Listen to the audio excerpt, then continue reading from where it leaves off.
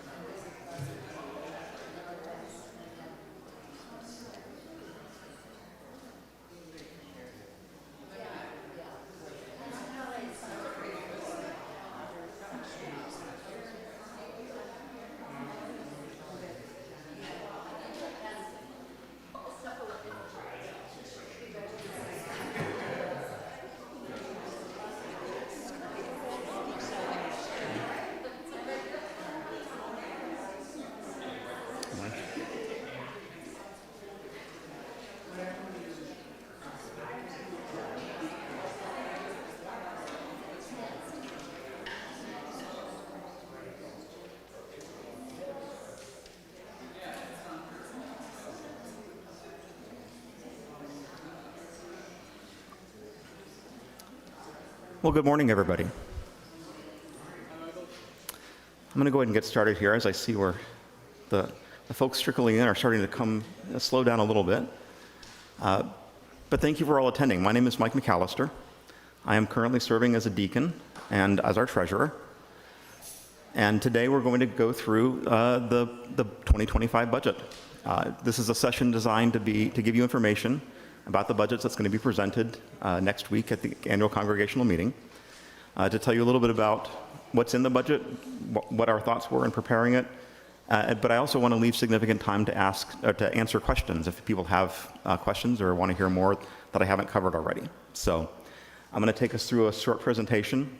The numbers are going to be presented up on the screen, but you may find it difficult to read the screen from wherever you might be in the room, so there are some papers by the door that cover the slides with the actual budget figures. But today we're going to go through kind of the philosophy and outlook that we used in preparing the budget. We'll go through an overview of the budgetary figures, kind of the key points about the revenue and the expenses. And as I mentioned, we'll take time for questions and comments. So one of the key things I think about when we talk about a budget is that the budget reflects choices, right? Making a budget, making a plan, looking into the future, we're trying to make decisions and to put down our thoughts about what to expect, what's coming up. So some of the key choices that are reflected in the budget is what are the activities that the congregation is willing and able to support. We think about what's likely to change in the coming year. We try to do our best looking into the future. And we also try to think about, should we spend or preserve the resources we have? Our church is very blessed with significant resources beyond what's coming in each year. But there's choices to be made. Do we hold on to those resources? Do we expend those resources? And as everybody knows, choices have consequences. What we choose to invest in is a reflection of who we are. That brings people in or it sends people away. Choices about what we do might also be self-reinforcing. If we don't preserve the building, it might deteriorate further. If we don't invest in the programs, they'll weaken. So those choices, we really try to be thoughtful about what those choices are.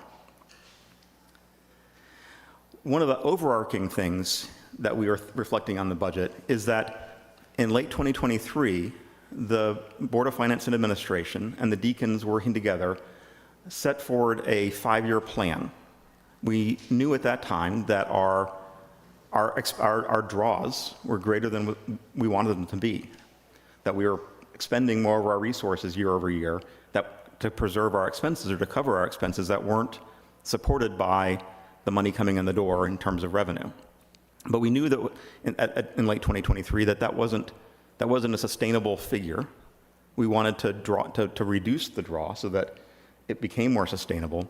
And so we set forward this 5-year plan. Now this year, 2025, we are in the second year of that 5-year plan.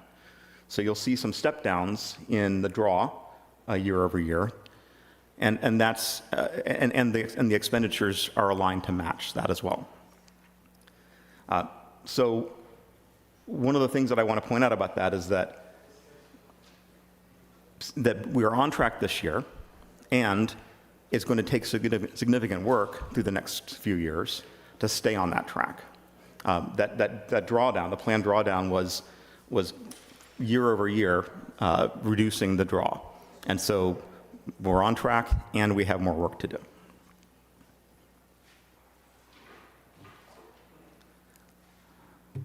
So let's talk for a little bit about the revenue picture.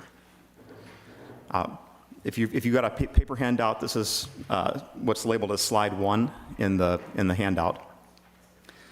But what we're showing here, the proposed budget is the rightmost column on this slide. So for comparison purposes, we've included what we approved as a budget last year, and in the middle, and that's the leftmost column. The middle column is what we actually spent last year. And so you can see at a top line revenue perspective, we're showing a decrease year over year in the revenue. But let's look at the details within that. So the top line revenue is made up of 3 major areas. There's contributions that come from the congregation. There's other income that we get primarily from use of the building in terms of leases and fees and rentals. And then there's what we call the transfer, commonly thought of as the draw, but you'll see there's a couple of different variation or elements of that. So talking about it from the top line perspective, the contributions, the annual giving, you'll see it's a step down from what we thought we would see as annual giving when we passed the budget last year, but it's a little bit above where we landed in terms of the giving last year. The annual giving number is made up of a kind of a detailed forecast that we do, building up from the pledges that are made by the congregation. And then for people that haven't pledged, we look at past practices. So are they typically givers? Have they given recently? Have they given in past years? We use that kind of detailed buildup along with some historical information about what we typically see in collections in the plate that aren't attributable to any particular person. We also look at what kinds of new contributions do we typically see in a year from people that weren't in our roles when we made the budget, but join the church and make a gift through the course of the year. So the bottom line is those figures, the giving figure is made up of a fair bit of very detailed information about with names and kind of numbers attached to people, what they've promised, what they've done historically. One change that was made in this calculation this year is we looked back at, so the first time we started doing a very detailed, the first time in my experience, I should say, that we started doing a very detailed giving buildup from individuals to a top line number was last year. And the model that I used, I looked at the results of that. How accurate was it? Was it on target or not on target? And one of the things that we realized is that it did okay, but it could have been better. And so the basis that I've used, the procedure, the process is still the same, from a very detailed individual level model up to a top line number. But what I've done is I've stayed more recent in looking at past behaviors. So instead of looking back 2 or even 3 years, we've looked back only a single year. And so what you'll see that I've done that on the basis that I think it's more accurate. It looks like if I had done that last year, it would have been more accurate. And so that's the basis that we're using for this year. So one thing I want to the reason I wanted to explain all of that is that if somebody looks at the 2024 actuals and looks at the 2025 proposed budget, they might say, well, that's disappointing that there's only a $4,000 increase. Don't let that be disappointing. The difference there is that we tried to get to a more accurate model. And if we look at the individual elements of our giving campaign last year, we do see positive movement. We saw many, many gifts increase, many more gifts increase than decrease. So I want to convey to you that giving is strong here at Plymouth. That is not a concern, and that shouldn't be a takeaway you take from this number. What's really changing here that keeps that number looking like it's level is that we've tried to get more accurate, less aggressive in how we're forecasting that income to grow. The next major element of our income is on like I said, the building income, the other income. And from this perspective, we looked at kind of what we had budgeted and where we came in, and we saw that there was a discrepancy as well, right? We had forecast more, for example, rental income in last year than what we actually saw. This year we tried to kind of refine that and be closer to actuals. So you'll see a step down here. Again, it's not a sign that we're weakening in any of those respects. It's just a sign that we're trying to be accurate and true to the numbers as we feel like we can be. On the transfer section, I'll point out that in addition to reducing the draw by about $145,000, if I'm doing the math in my head correctly, one of the other elements that was present in last year's budget that isn't present in this year's budget is the parking lot, the proceeds from the parking lot sale that took place about 6 years ago. About 6 years ago, the parking lot across the street, across Nicollet, was sold, and the Deacons at that time made a decision to split the proceeds of that sale into 5 chunks and use that in the operating budget over the 5 subsequent years. So last year was the last year that we had funds for that. That's the last year that took place. And so that's one other change that you're seeing between last year and this year's budget, is that 5-year period has kind of run its course. So again, not a concern, not a surprise, very a known and expected change, but it is showing as a change in our revenue that's comparing between this year and last year. So I've been speaking off the cuff. I'm just going to take a look at my notes and see if there's anything that I didn't cover in the notes. One thing that let me draw your attention to the 4th bullet on this page, because I think it's one of the elements that the Board of Finance and Administration kind of, like a simple number that the board looked at as an indication, like a measurement for how we're doing. And that is, what percentage of our expenses are covered by our current income? Now, I did some inclusion. If we had included a 4% draw, so that what's considered a safe or standard draw in that calculation, and when I do the math, we would say that about 83% of Plymouth's current expenses are covered by current income. So that's another way of looking at that question, like, is our draw where we want it to be or not? If we had enough income to cover all of our needs, we would be at 100% or greater. So 83% is a kind of a simple number you can have in your mind to say, well, what more do we need to do on the income side to get into full balance? Where do we need to get to in the course of that 5-year plan we're talking about? So we're going to keep that number kind of in mind. You should think of it as a simple way to measure, like, how are we doing? Because it's a good indication. So I'll pause for a minute before I flip to the next slide where we start talking about expenses. Any questions on revenue? And actually, sorry, we should pass the microphones around, because I think this is being recorded and streamed and will be available for other people to observe in the future.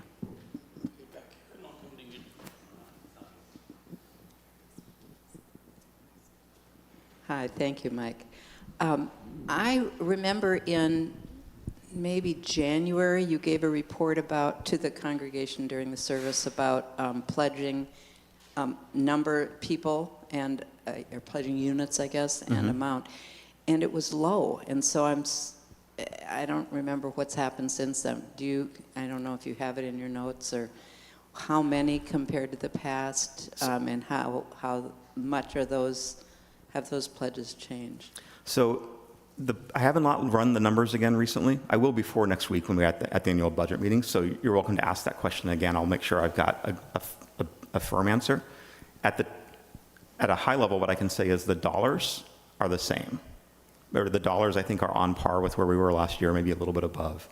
The pledging count, as of last time I looked at it, was back in like the January, February timeframe. The numbers were below, which is kind of the pattern we've been seeing year over year. We see the existing donors giving more. We see the count of donors going down.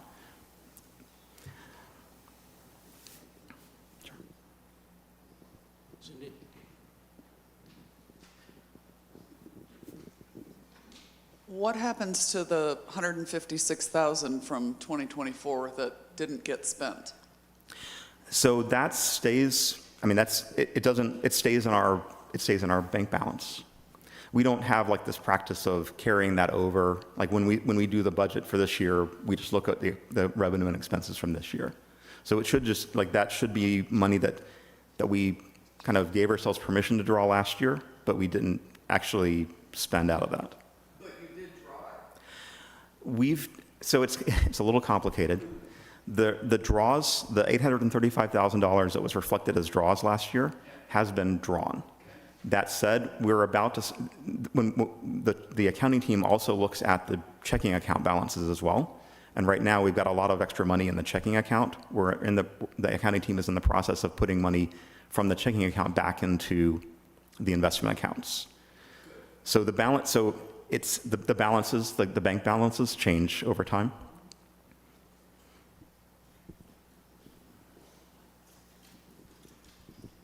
Thanks, Mike. This is really helpful.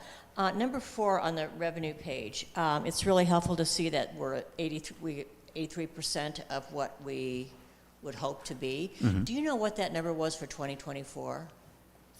I don't know off the top of my head. It would have been better. It's certainly gotten better. Well, so the way I would think about it is, last year we were at about a 14% draw. This number here reflects about a 12% draw.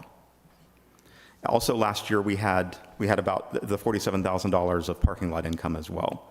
So just based on that, my intuition is that that 83% would have been lower last year.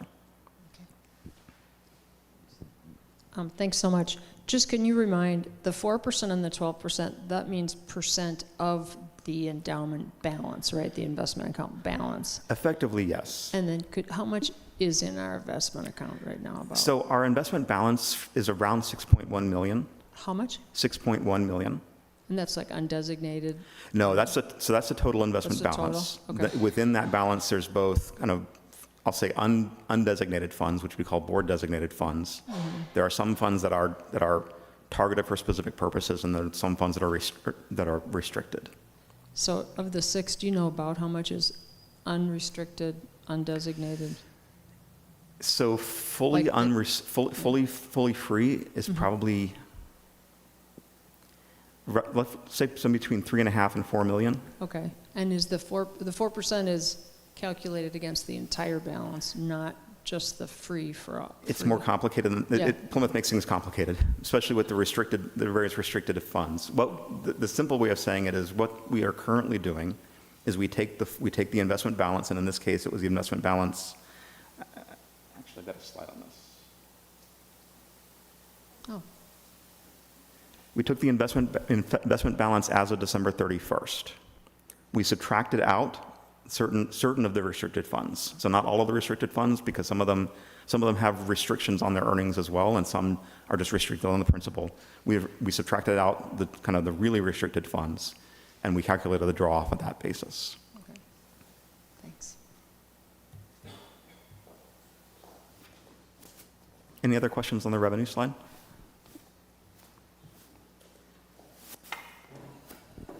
So again, on number 4, the income from giving, building usage, and 4% draw alone would cover 83%, meaning we're 17% shy if we stuck with the 4%, Right. right? That's We're correct. 17% shy. Mm-hmm. Okay.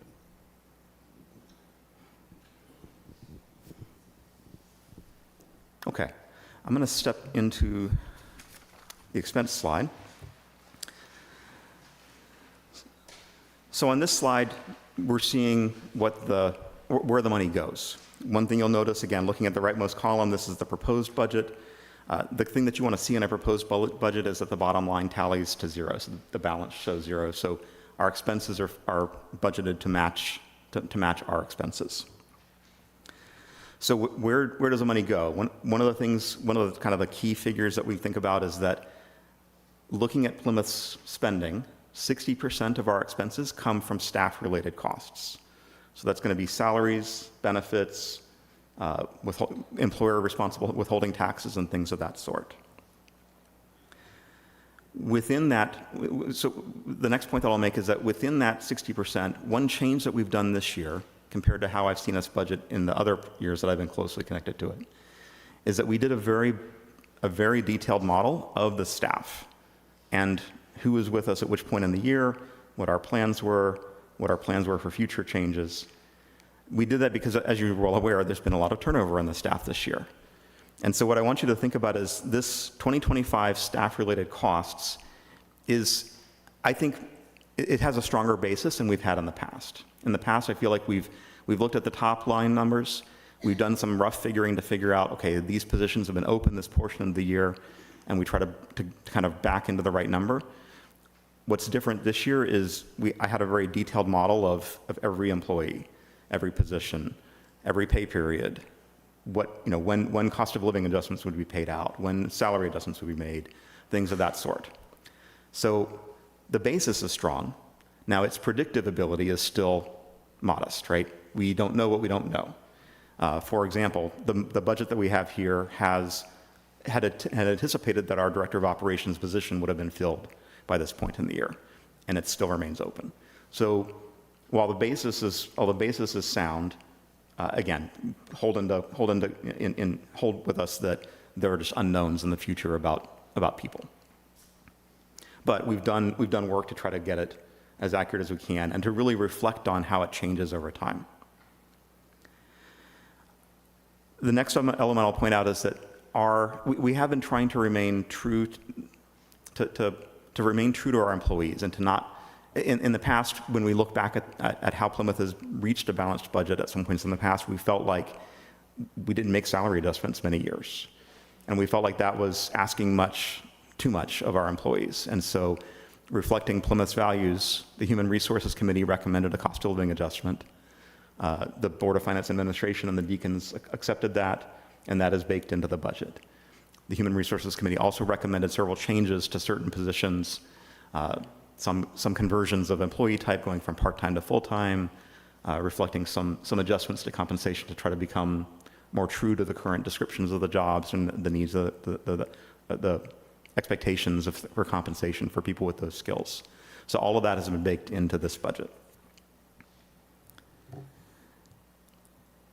And so the last thing I'll say about staff-related expenses is that detailed model that we have, it gives us a good calculation for 2025, so I feel comfortable with that number.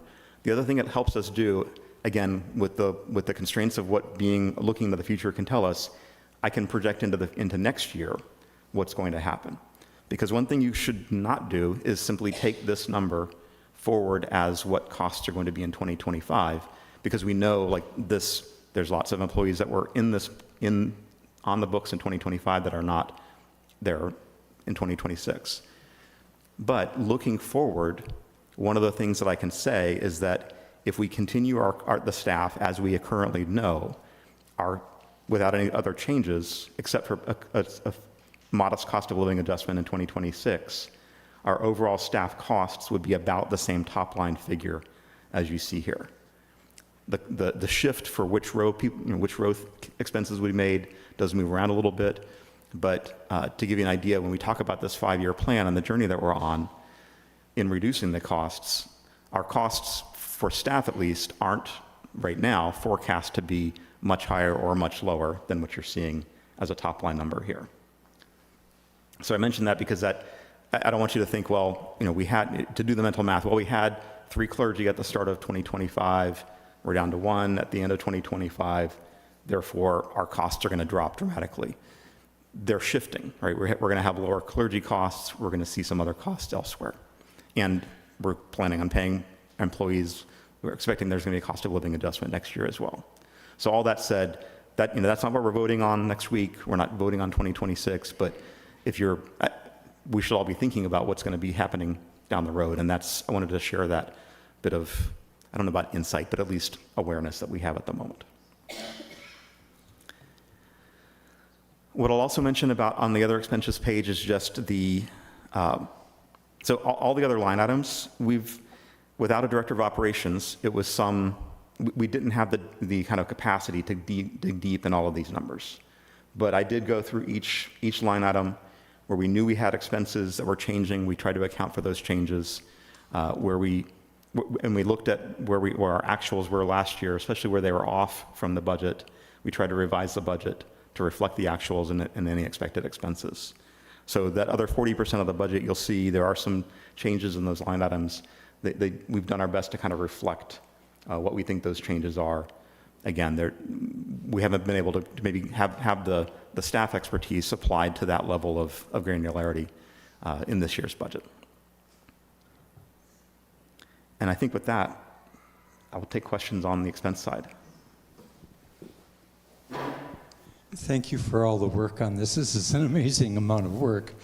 I have a question about the building and the capital expenses item. You have a note in the documents that were sent that there isn't anything in the budget for capital expenses. And I don't know, and that's for 2025. Is the capital expenses building improvement, or we just have a line item building? Mm-hmm. And building is like we pay for the fuel, we also pay for the broken whatever. There's lots of things that are broken each year.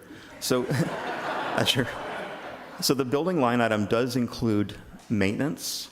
So it includes things like replacing light bulbs, repairing plaster, fixing, having the boiler experts come out and visit, maintain the elevators, and it does include costs comparable to that that we've seen from past years. It currently includes a very small amount for non-capitalizable improvements, and there's an accounting practice at Plymouth that's a little bit complicated in that if we spend over a certain amount, over about $20,000, and with an expected lifetime of longer than 5 years, those expenses are considered capitalizable improvements. So basically the bigger costs, the bigger projects, we can capitalize. They wouldn't show up in the operating budget, and they're not reflected here right now. So in short, for 2025 and 2024, we don't have anything in that category. We effectively, I think, over the last 2 years have not really engaged in capital projects, especially of a significant scale. So in short, this 83% that you had used is absent any capital expenses for the building over the last 2 years. Yeah, and that's true, and it's also just reflecting. Well, I'll say it's effectively true. There's some small numbers of dollars that are spent on things that cross that threshold, but there's been no big capital projects. Thank you. One thing I'll add is that one thing that's not showing up in these numbers and not showing up in this view, but that the Board of Finance and Administration sees in their finance reports, is there is Plymouth suffered an insurable loss when the hailstorm passed through in 2024. We've received about $700,000 of insurance coverage that is going to be used to repair that damage on the roof. We're not reflecting that in this budget. It will be a big capital effort, a capital intensive effort, but at this moment, it's not showing up in our operating budget, and we don't have enough detail about it to bring forward a capital request. If things should change, if we get to the point in the course in this next 6 months where that might need to change, we may need to come back to the congregation and ask for authorization to expend above and beyond that.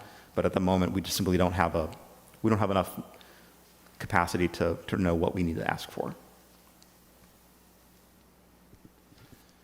Mike, I'm looking at that staff-related line there, that from what we plan to do in 2024 to what we're expecting this year is down about $300,000, 15% or so. And quite a bit of that is mission-related. Sorry, is mission-related. And I'm just worried that, we're cutting into bone here. Are there things that we plan to do in 2024 that we're just having to cut out because we don't have the capacity anymore? And then secondly, there's probably a relationship between how much we're spending on mission-related activities and our level of contribution revenue. So we're seeing a pretty steep decline here on the expense side, but that's not reflected in our expectations for how much we're going to be getting in the way of contributions. Does that mismatch concern you at all? So let me take the first question first. So we have not cut any staff in the past year. What we ended up doing, one of the reasons for the delta between 2024 and 2025 is when we budgeted for 2024, we anticipated staffing a part-time outreach person. We were never able to, we never got to the point in the last year where we acted on that budgetary kind of capacity. And that kind of open role hasn't been carried forward into 2025. As well, our 2025 figure, part of the reason why we're kind of where we are right now is we've been, like, one of our higher cost positions is our director of operations. And that role has been held open, not by choice, but by practicalities, by non-choice. It's been held open, and so it's not reflected here. So that's when I point out that the number that you see here is, it's reflecting of a lot of moving parts. I don't think that we are, we're not, it's not reflective of choices to, like, remove commitments to activities as much as just, I'll say, the organizational changes that we've been going through. On your next point, though, around kind of like our mission-related investments, our mission-related expenses, we are holding, one of the big questions that comes up each year is, what are we giving through the community fund? We have held the community fund giving the same from one budget year to the next. You'll notice there was a slight increase or a slight overspend in that in 2024, but we discussed that as a possibility when we were talking about how to strike the balance of the budget with the Board of Finance Administration. We've always kind of tabled that question: what do we do with our community fund? Because it is one of those elements that is most within our control. And the board and the deacons and staff agreed we should hold that steady. We shouldn't decrease that in order to strike the budget. So I feel like we are as a church. But one other thing that we considered doing was a question around, what do we do with our Christmas and Easter offerings? You'll notice they're not depicted here in the operating budget. They have in the past. They've been shown on the operating budget, and it's really been a confusing thing, I thought, because we showed taking money in and paying money out, and it was a pass-through, but it affected all the numbers that you saw here. And so in agreement with the Board of Finance and Administration and the accounting team, we've moved those. They still show up on the operating reports that are produced, but they don't show up in the kind of the top line operating section. So to come back a bit of that tangent, when we were discussing how to strike the balance for the budget in in the meetings, we did table a possibility, should we continue to pass through 100% of the offerings that we receive at those major events? And similar decision was made. We should not, Plymouth should not try to hold on to any of that revenue. We shouldn't use that as a way to balance our books. So I think that I can say from the vantage point that I've got, I feel like we are continuing to invest in our mission. We're continuing to invest in education. We're continuing to invest in the children and youth programs. So I feel like the budget, I think, is still doing those things. Can I, before you go, I just want to respond to Dana. That's a good question. If you remember, the deacons engaged in a conversation with us about priorities. What are the priorities and how to prioritize? That's something that Board of Finance Administration always sort of challenges us when we are doing a budget. And then we would often say, well, we really have to engage with the congregation around how we're going to prioritize. The reason I'm bringing it up, because I think you are addressing a little bit of where the 5-year plan, especially on the drop down and the draw, at some point, the congregation is going to have to figure out which of those mission parts we want to keep and which of the ones we're going to have to, because if we want to stay true to the plan and we do the drop down on the draw, it's going to get tighter. The drop from 14 to 12 is not so crazy, and we can kind of absorb it. But there's a point where it's going to drop. And so we're going to have to engage in that conversation again. That is also, I just want to add, that is also the importance of having JT as a transition, because he'll be able, unlike the rest of us, we're engaged, we're invested. To a certain extent, JT will help us look at all of this and take us through an exercise of prioritize. And so I just want to keep that front and center, because I sense that's where you're going. If I'm not, let me know. But I sense that's where you're trying to, this is going to make it very difficult. And whether it be personnel or even programs, we're going to have to strike that balance, especially if we're going to keep to the drawdown. Going back a bit to the capital issue. First of all, I'll let you know I serve on the Facilities Management Committee, which is a function of the Board of Finance and Administration. Been doing that about the last year, but it has been enlightening. You mentioned the roof repair. Frankly, we dodged a bullet there because significant portions of the slate roof were in dire need of repair, and we are very fortunate to have the insurance income to help with that, although there will still be additional expense that I think we'll have to contribute. So that's just for general knowledge. The other piece that I have particular concern about is the infrastructure for heating and cooling. The heating system in particular in this church, I've heard various numbers as to how old it is, but it's way past its lifetime. That's going to be a tremendous expense that we'll have to incur one way or another. And I hope every Sunday when we get here that we're going to have heating or air conditioning, frankly, because it could quit someday. In the Board of Finance Administration conversations, the deacons' conversations, that has to be on the radar. And I've heard numbers there that lead me to believe that I don't think even the endowment would probably cover much of that expense. So are there conversations about a capital campaign for that and or other aging parts of this beautiful but old buildings infrastructure? Yeah, I was just going to jump. So I did. You're spot on. It's what I will say is there are thoughts. If you look at the bottom, the action has not kicked into gear on it. We've been preoccupied with other activities, but certainly, just to echo your points, right?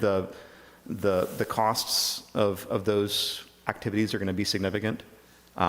If you think about, just broadly speaking, what is a church able to do? I've listed those 3 bullet points at the bottom, right? We could either draw as much as possible that are available from our investment funds, which would decrease our ability to make draws for other operating expenses. We could pursue raising new funds through a capital campaign, or we could look at a mortgage or some sort of borrowing. Plymouth is blessed right now. Maybe not everybody's aware, but Plymouth Plymouth owns its building outright, and that is different than many churches. And it would be a very significant thing to change, but those are the 3 levers that I'm aware of.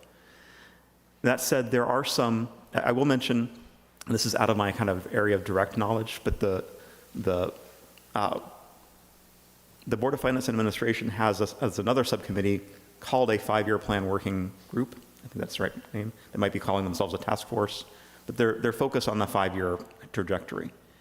And one of the things that they have looked into, that I'm aware that they're looking into, are some ways that some support that exists for older or historic buildings of significance like Plymouth might be.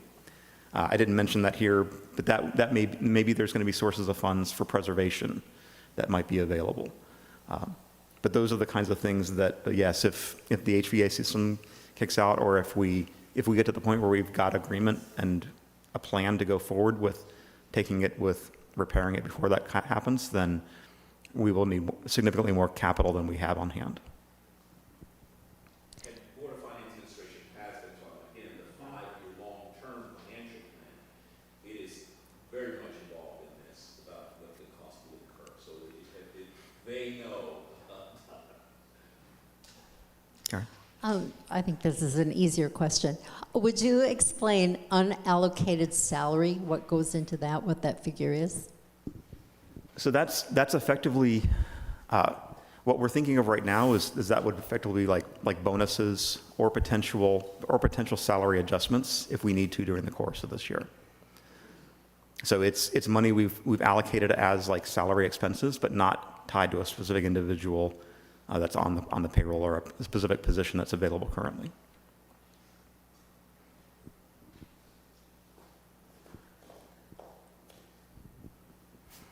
Could you tell us what's included in the music line item? So the music line item includes our directors, both like the senior organist, our associate music director that focuses on the first service. It supports the music education. It supports the soloists and the musicians that perform during first service and second service. It includes a small amount for things like anthem commissioning. It includes some small amounts of staff for just the operations of the music program. But effectively, all the personnel that support the music program are rolled up into that grouping.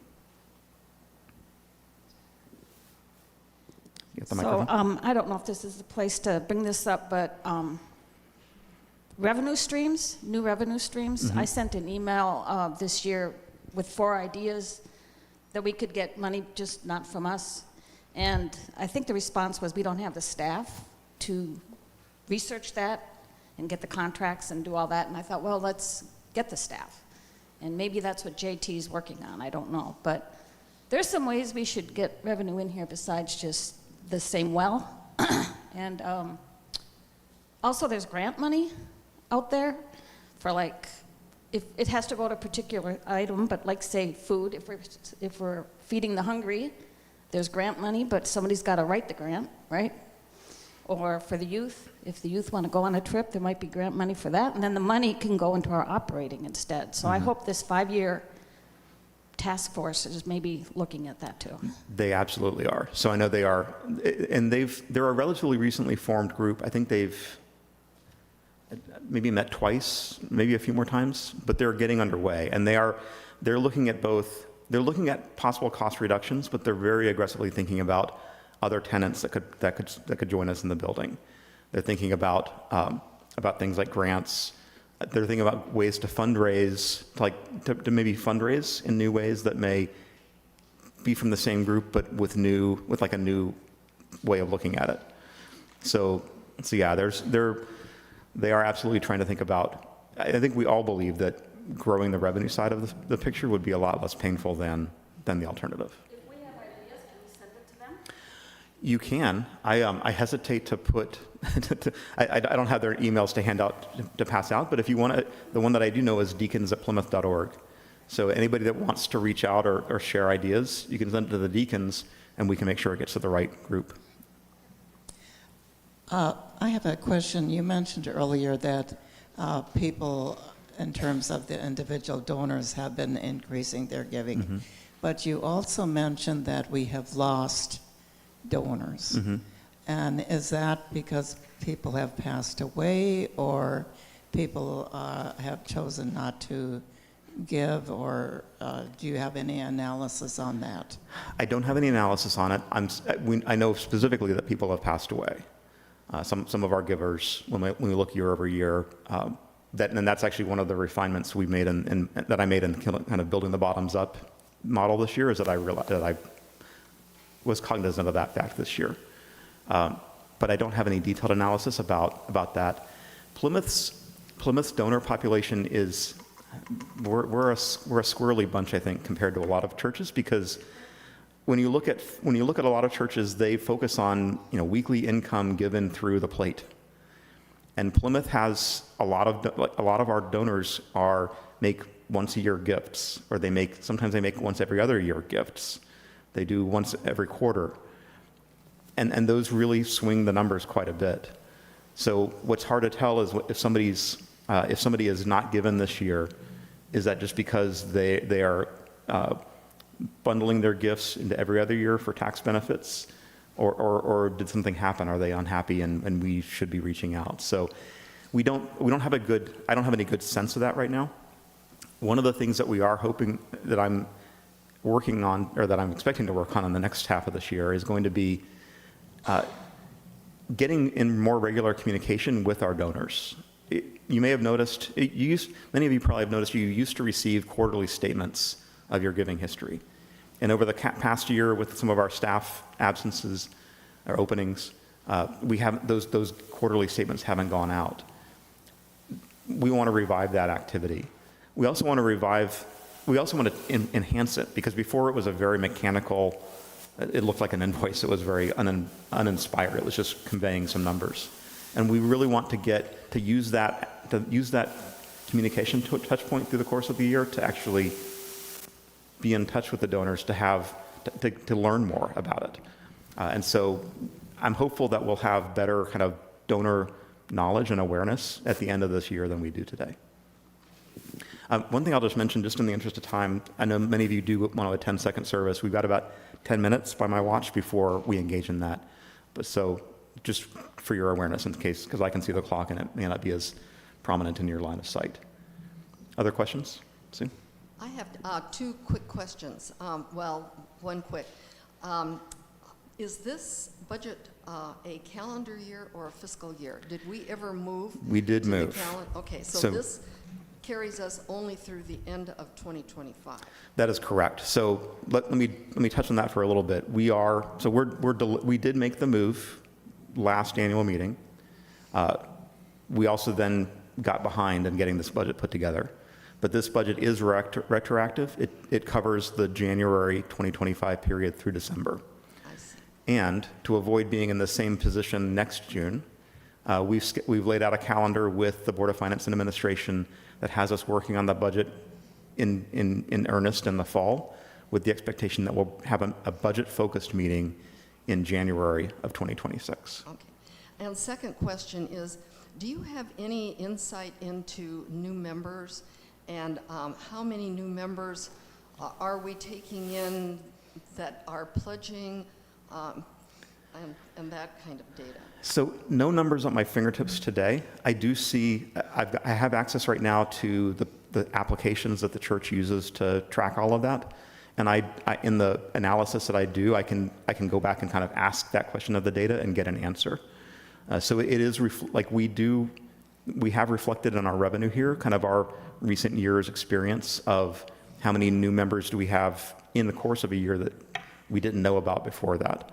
But I don't have any numbers I can share off the top of my head, but they are baked in. So you all may have the impression that Mike has done a lot of work on this.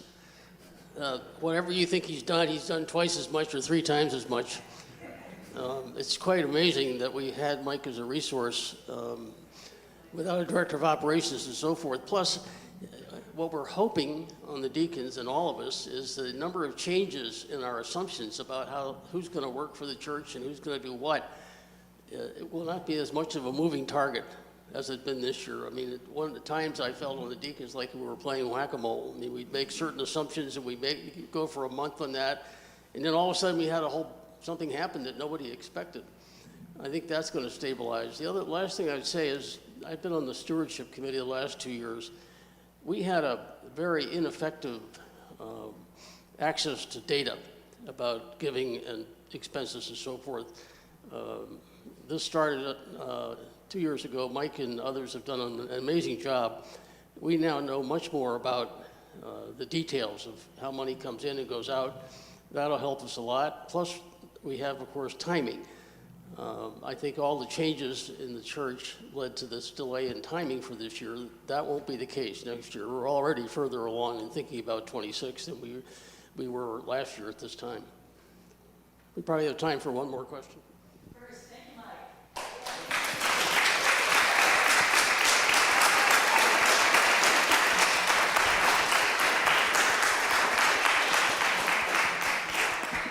Thank you. I would be remiss to say that that the credit for what Plymouth does goes to all of us, right? No, I do what I can. I try to be a steward servant, or servant steward.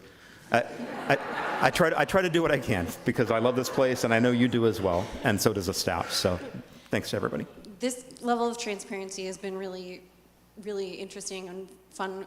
As we dig, like, some great questions came up about what each of these line items entails. Mm-hmm. If we have more questions, what's the best way for a congregant to learn more about the budget? That's a good question. One thing I'll say is we share, so I'm learning on the job, right? I've never been a treasurer before. I've only been a member of a congregation since I joined Plymouth. And so I'm following in the footsteps of what came before, but I don't necessarily know why sometimes, right? As a congregation, we share a very rolled up budget in our annual reports. And so I've followed in that course, but I don't know that there's a strong need to. I mean, Plymouth has been protective of kind of sharing staff salary information. And JT told us this is the only place he's ever been where his salary wasn't public knowledge to the entire congregation. So we have these practices of keeping information kind of close that I don't know that we need to. So what I'd say is if you have questions, if anybody has questions, let's talk. Let's, maybe you can find me, we can talk to the Board of Finance and Administration. I think there's a need to kind of increase, like we hear a request for more transparency, and I think we would find willingness and ability to do that. So happy to. We don't need to keep it as close as it has been.